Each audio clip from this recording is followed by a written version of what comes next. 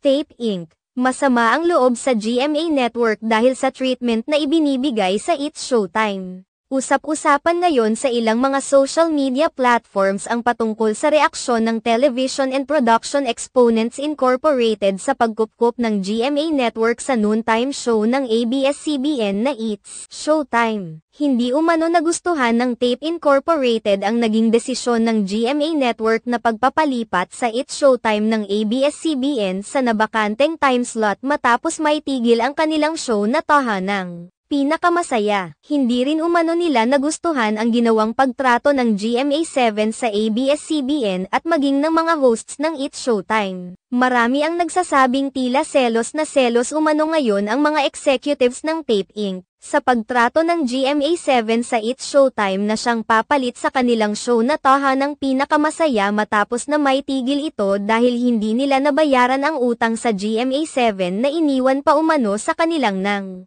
TVJ noon. Napansin rin umano ng Tape Inc. executives na hindi naman umano naging pantay ang pagtrato sa kanila ng GMA7 at tila mas pinapaboran pa nito ang dating katapat na show kaysa sa kanila na ilang taon na ring umiere sa kanilang channel.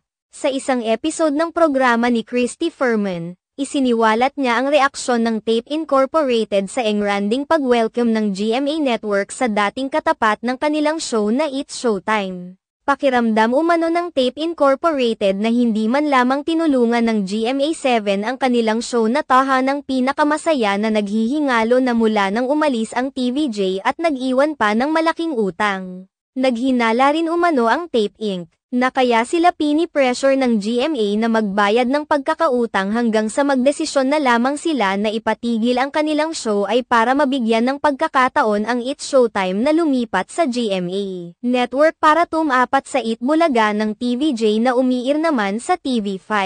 Para sa Tape Inc.